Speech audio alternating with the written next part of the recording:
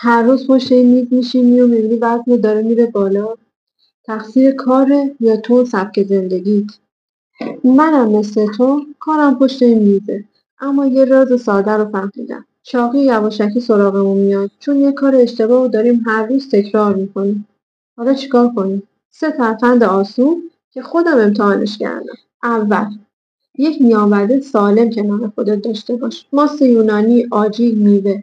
چون هر وقت که گرسنه میشی اولین چیزی که دم دستت باشه رو میخوری.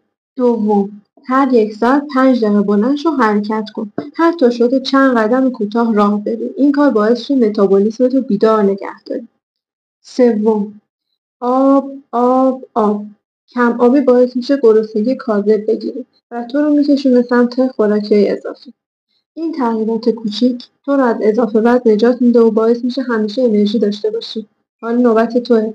برام کامنت کن بگو کدوم یکی از این ترفندها رو امروز میخوای انجام بدی. اگه راه حل بهتری داری حتما برام بنویس.